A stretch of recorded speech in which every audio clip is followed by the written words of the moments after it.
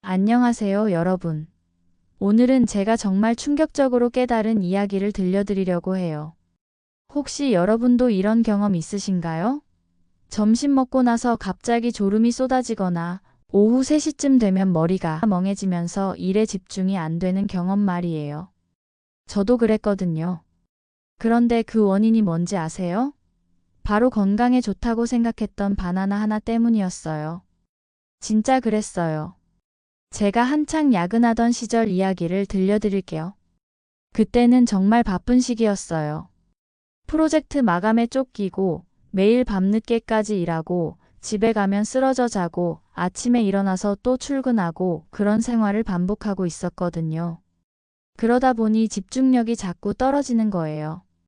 특히 오후만 되면 머리가 멍해지고 모니터 앞에 앉아 있어도 글자들이 잘 안 들어오고 자꾸 딴 생각만 나고 그랬어요. 그래서 나름대로 해결책을 찾아보려고 했어요. 인터넷에서 검색해보니 집중력 떨어질 때는 당분 보충이 중요하다고 하더라고요. 그래서 집중력이 떨어질 때마다 바나나 하나를 까먹고 커피 한 잔을 마시고 또 당이 떨어진다 싶으면 초콜릿까지 먹었어요. 나름대로는 건강을 챙긴다고 생각했거든요. 정제당이나 과자 대신에 좋은 당 위주로 선택한 거였으니까요. 바나나는 칼륨도 많고 비타민도 풍부해서 건강에 좋다고 하잖아요. 커피도 적당히 마시면 집중력에 도움이 된다고 하고요. 그런데 정말 이상한 일이 계속 반복됐어요. 분명히 뭔가를 먹고 나면 잠깐은 괜찮아지는 거예요. 아, 역시 당분 보충하니까 머리가 맑아지네 하면서 안도했는데 문제는 그 다음이었어요. 30분에서 1시간 정도 지나면 오히려 더 피곤해지는 거예요. 손발이 저릿하고 머리가 더 멍해지고 집중력은 더 떨어지고 심지어 기분까지 우울해지는 거였어요. 처음에는 야근 때문인 줄 알았어요. 아, 내가 너무 무리했나 보다. 잠을 너무 적게 자서 그런가 보다 하면서 말이죠. 그런데 주말에 충분히 쉬어도 똑같은 증상이 나타나는 거예요. 아침에 일어나서 평소처럼 바나나 하나 먹고 커피 마시고 나면 1시간 후에 또 그 증상들이 나타나는 거였어요. 이상하다 싶어서 패턴을 관찰해 봤더니 음식을 먹는 시간과 이런 증상들 사이에 분명한 연관성이 있더라고요. 결국 견디다 못해서 병원에 갔어요. 내과에 가서 피검사도 하고 의사 선생님께 제 증상들을 자세히 설명드렸어요. 선생님, 요즘 자꾸 피곤하고 집중이 안 되는데 특히 뭔가 먹고 나면 더 심해져요. 건강한 음식들 위주로 먹고 있는데도 말이에요. 그때 의사 선생님이 하신 말씀이 아직도 잊히지 않아요. 이거 혈당 스파이크일 수 있어요. 그때 솔직히 좀 충격받았어요. 내가 설탕을 들이부은 것도 아닌데 바나나랑 커피가 문제라고? 당뇨 환자도 아닌데 혈당이 문제라고? 하면서 말이죠. 의사 선생님이 설명해 주시더라고요. 당뇨가 아니어도 혈당 스파이크는 누구에게나 생길 수 있어요. 특히 스트레스 받고 불규칙한 생활하시는 분들한테 더 자주 나타나죠. 그래서 혈당 스파이크가 뭔지 제대로 알아봤어요. 혈당 스파이크란 음식을 먹고 나서 혈당이 갑자기 확 올라갔다가 급격히 뚝 떨어지는 현상을 말해요. 정상적인 혈당 변화는 완만한 곡선을 그려야 하는데 혈당 스파이크가 생기면 마치 롤러코스터처럼 급격하게 오르락내리락 하는 거예요. 과정을 자세히 설명해 드릴게요. 우리가 단순당이 많은 음식을 먹으면 소화가 빠르게 되면서 포도당이 혈액으로 급속히 흡수돼요. 그러면 혈당이 빠르게 올라가죠. 이때 우리 몸은 혈당이 너무 높네. 위험해. 하면서 인슐린을 대량으로 분비해서 혈당을 빨리 낮추려고 해요. 인슐린은 혈액 속에 포도당을 세포로 밀어넣어서 혈당을 낮추는 역할을 하거든요. 문제는 여기서 시작이에요. 급격히 올라간 혈당에 반응해서 인슐린이 너무 많이 나오다 보니까 혈당이 정상 수치보다 더 낮게 떨어져 버리는 거예요. 이를 반응성 저혈당이라고 하는데 혈당이 정상 범위 아래로 떨어지면 우리 몸은 이번엔 혈당이 너무 낮네. 에너지가 부족해. 하면서 또 다른 스트레스를 받게 되죠.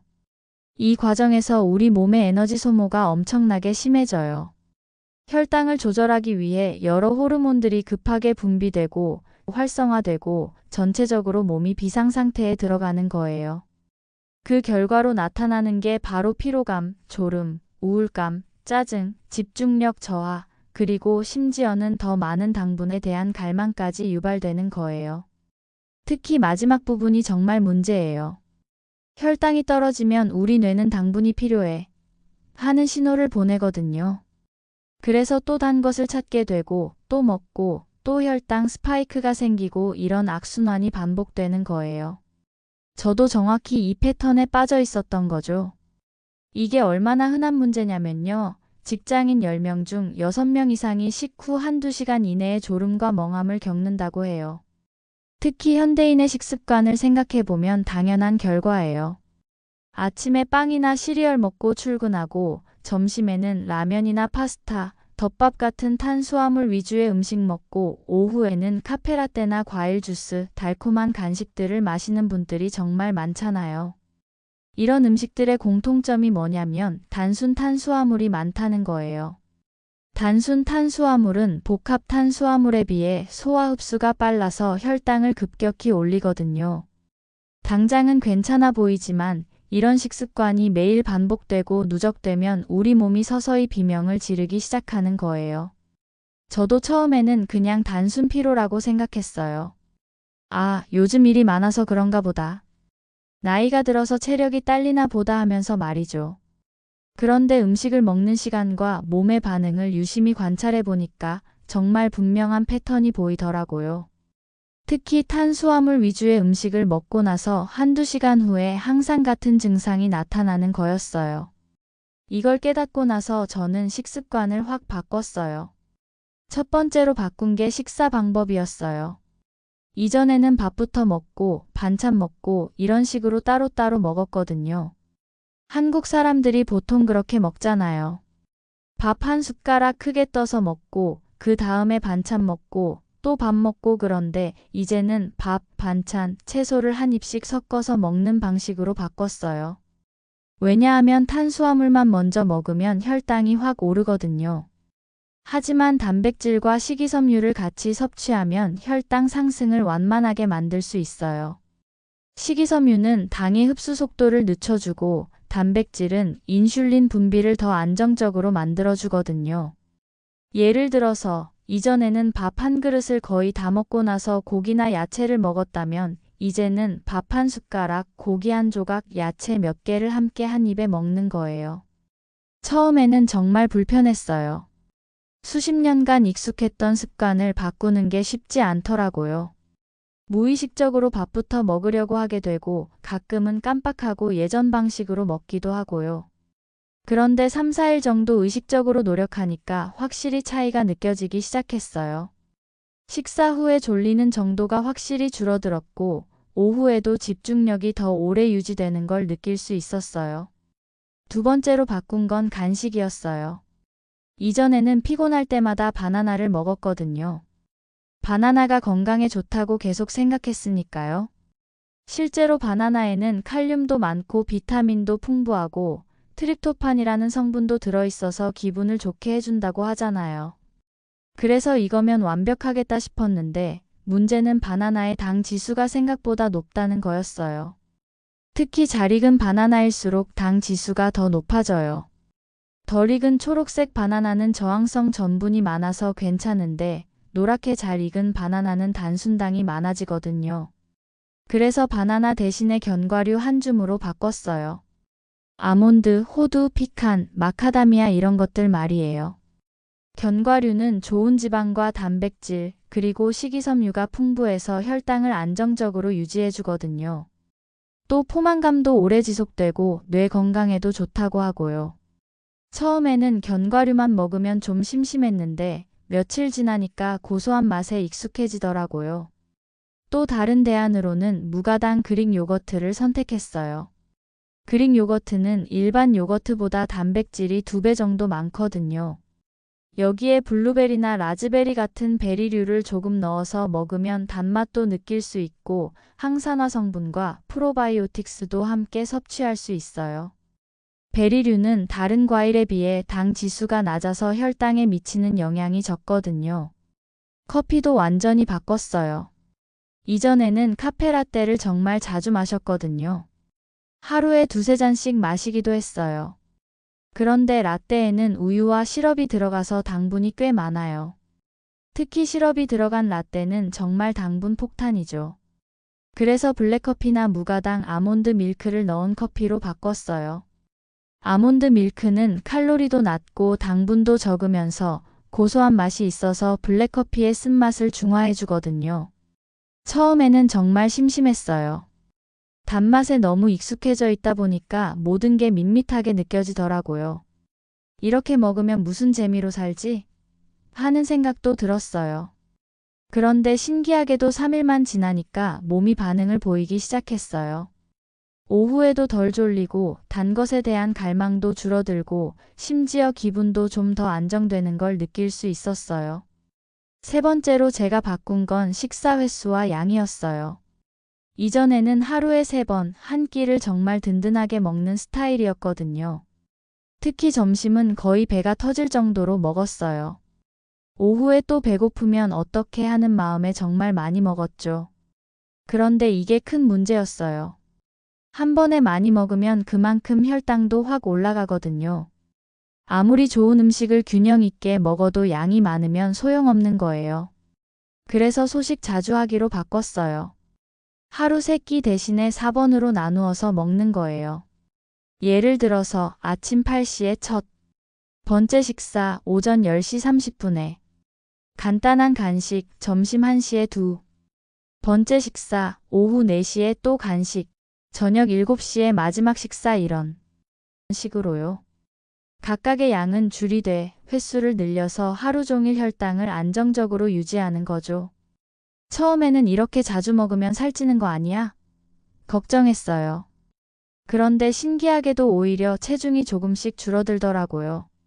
왜냐하면 혈당이 안정되니까 폭식하고 싶은 욕구가 확실히 줄어들었거든요. 이전에는 저녁 때 되면 뭔가 단 게 먹고 싶어. 치킨이 먹고 싶어 하면서 과자나 초콜릿, 배달 음식을 막 찾았는데 그런 일이 확실히 줄어들었어요. 그리고 서너 시간마다 소량 섭취하니까 포만감도 계속 유지되면서 혈당이 롤러코스터처럼 널뛰게 하지 않게 되더라고요. 하루 종일 에너지 레벨이 일정하게 유지되는 느낌이었어요. 네 번째로는 자가 모니터링을 시작했어요. 물론 집에서 혈당을 직접 재지는 않았어요.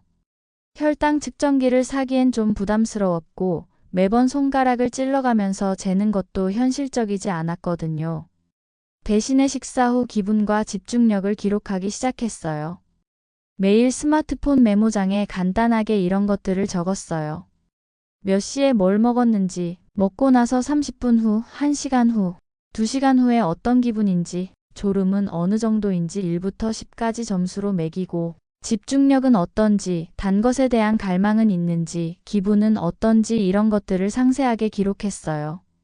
이렇게 2주 정도 꾸준히 기록하니까 정말 명확한 패턴이 보이기 시작했어요.